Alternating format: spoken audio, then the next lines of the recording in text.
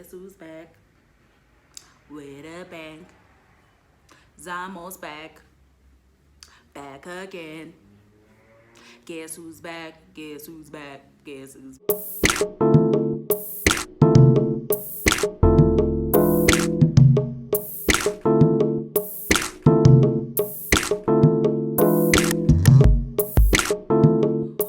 Welcome back to my YouTube channel, SHUGAS. My name is SHUGAS, and this is my YouTube channel where I speak about all things books, natural hair, dawa, and lifestyle.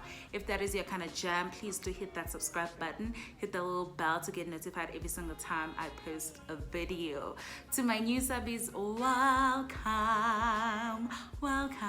We welcome you to the Sugar family. I hope that you do enjoy your stay here. My day ones, what do you do, guys? How y'all doing? I hope y'all are great. Hope you're staying well. As you can tell by the title of this video, I'm going to be doing a Transcendent Kingdom review chat. First of all, I can't believe you guys let me call Yaa Gyasi Yaa Gyasi. Like, you guys, ningegile, like the embarrassment. You're not ashamed of yourself. Are you not embarrassed? This is really embarrassing. When I realized that I had been butchering her name. And you guys know that I don't like to butcher people's names. Yaa Gyasi released this book last year in September, if I'm not mistaken. I went crazy because, first of all, this cover is gorgeous. Like, can we just talk about this cover? This cover is just beautiful. And I never realized there's actually like a praying girl in the book, but we're gonna talk about that in a little minute. So Yaa Gyasi released this book last year in September, and her first novel, Homegoing, is phenomenal. It is amazing. The power that has, the intelligence that has, the clearance that has, the access that has, the influence that has, the profile that has, the international implications that has. I believe everyone should read that book at least once in their lives. It is so amazing. The second novel, and obviously people went crazy about it, and there's a lot of conversations, going around about this book. And obviously, there was a certain kind of expectation from her to kind of like, I don't think you can top Homegoing, guys. You can never top Homegoing. I don't think, maybe she can, maybe she will in the future, but personally, as an individual, you can never top Homegoing. What I really loved about Yaa Gyasi is that she, like, the reason why I always say Yaa Gyasi knows how to write is because this book feels like it was written by a different author. Like, it doesn't feel like it was written by someone who wrote Homegoing. If you have read Homegoing, you would understand this. This book is totally different. So if you're going to be reading this book and you're expecting like a Homegoing type of feel, please save yourself the trouble, because I also went through that. I wish someone had told me. Listen, I had to, like, for the first, I think 40 pages, I was literally, at the back of my mind, I kept comparing the two. Like, I was like, oh, okay. With Homegoing, it's just like, as like the first 20 pages, guys, you sunk in, But this one, I think it took me a while to get sunk in because I was comparing, which is, don't do it. Just please save yourself the trouble. Don't compare. This book is just amazing. Like, it's just a beautiful piece of work. Like, I really to Yaa Gyasi, guys. Like, she's amazing. She's an amazing writer. I'm gonna give you guys like a little synopsis of what the book is about. This book is about Gyasi. She is of Ghanaian descent. Her parents are from Ghana, and they live in Alabama, the US. So this is about her and her family, and how she's a graduate student at Stanford, and she's doing her PhD in neuroscience, mainly in the reward system of the brain. So that was inspired by her mother's depression and also her brother's addiction to opioids, if I'm not mistaken. Get to see what really happened in her childhood, in her life, that led her to doing this work, that led her to being who she is now. I think there are like 4 main themes in this book. There is addiction, depression, basically just like mental health in all, and there is religion and science. So for me, it was basically a personal book for me, because I related to Jifty and the questions that she had, especially when she was still young.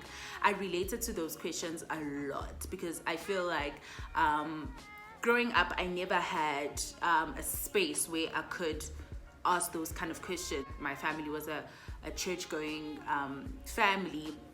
My grandmother from my mother's side took us to church every Sunday.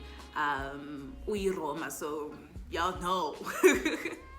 Well, my grandfather has a church. My dad's side of the family, Basabata. So on Saturdays, especially in high school, this happened a lot in high school. So on Saturdays, I would go to my dad's church, and then on Sunday, I would go to my mom's church. It was... That being said, I literally, I was raised in church. So the kind of questions that Jifty had, and, the confusions, the doubts, and all of that, I related to it so much, because it's things that I also experienced growing up. Certain events would happen in my life, and I would start questioning God, and if there is a God. I remember there was a time in high school I did a speech for English. I think the title of the speech was God versus Science. So I definitely fully related with Jifty in 60% of the time of this book. Jifty's brother Nana, who was just this sweetheart of a boy, got addicted to opioids, if I'm not mistaken, got addicted to opioids when he was in high school after an injury. It started very small. It started him being addicted to pills, and then obviously it grew further, and it interests Jifty in a way, the certain pages where she explains how she would see her brother and how high he would be, and it always just intrigued her to see that kind of feeling from seeing him change from being when he was agitated, when he didn't have a head, to him being transcendent in that way when he was high. And it always just intrigued how his mind changed, because she saw how he changed with the eye, but it always intrigued her of how the mind changes, because it was he was not with them. It's he was not on earth. And also her mother's depression. So her mother severe suffers from depression. I felt sorry for her. It's such a very the addiction and depression part, it felt very personal and very sad. It was sad.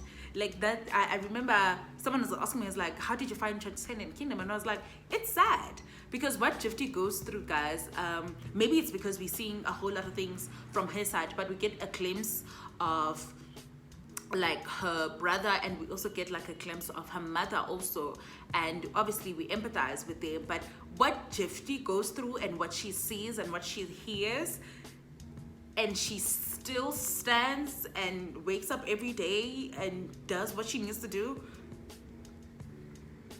Stop. So her mom suffers from depression.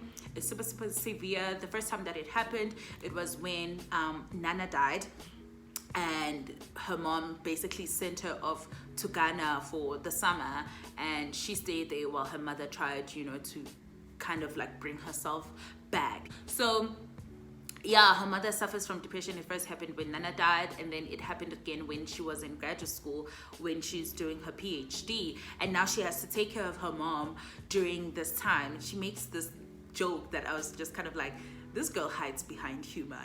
She doesn't like people having that attention of her, especially when the attention is based on her addict of a brother, or her mom has depression. She doesn't like that kind of attention on her. So she doesn't tell anyone that she needs help or anything with her mom. She basically just tries to nurse her back to health by herself. She made a joke. She said, I really thought that I could DIY myself into getting my mom to be better, something along those lines. Actually taking care of her mom, and then as she's taking care of her mom, she reminisces back to the times when she was young. It's kind of like it brings her back to who she was, because for a very long time when she left home for college, she literally left that Gypsy behind, the Gypsy who had a brother, a mom who suffered from a whole lot of things, a dad who chose to leave them, a father who was never in her life. You know, she left that Gypsy and basically rebranded herself to be something else. So when her mom comes and stays with her, those things are brought back. You know, she starts reading her old journals again, she starts reading the Bible again, and she starts questioning her work, and if really like science is the thing that you should really put all your belief in, or if religion and God is something that you should really put your belief in, all your beliefs in. And I think in conclusion, she came to a conclusion of her personally, not in terms of just, you know, the two being exclusive. She believed that the two are inclusive, the two balance each other. Like, she believed that the other can't be without the other, you know, for her life to make sense. So those things had to coexist in her life in a very quiet, you know, way. Obviously the other one is her job, so it's kind of like very big, but with her religion, it's very quiet. At the end of the book, it's very quiet, it's very at the background, but it's there. Like, her faith is there. It's just like, it's not in your face kind of her faith, like her mom. Her mom like went to church every Sunday, never missed a Sunday. So many, it felt like a memoir. Someone said that this book felt, I read on Goodreads, someone said that this book felt like a memoir, and it's very, very true, because there are a lot of interpersonal conversations and conflicts that she has with herself. She's more into her head and in her work and in her thoughts than she is with the world. Like, I really, really enjoyed this book. Like, it was just like an amazing, and it was a 10 out of 10 type of book for me, and I really, really can't wait to have the money so I can purchase this specific cover, because I really honestly want to have this book on my shelf. I don't think I can recommend it to just anybody. I don't think this book is like literally for anyone.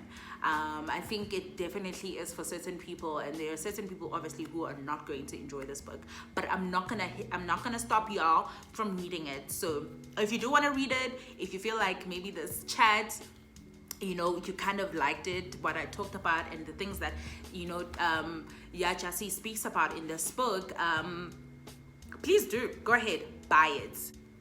Even the scientific part of it, like, it didn't feel like too much. I felt like very, very educated. I found myself literally Googling about this stuff, and it's like really interesting of how like the brain works, guys. Like, it still flipping amazes me.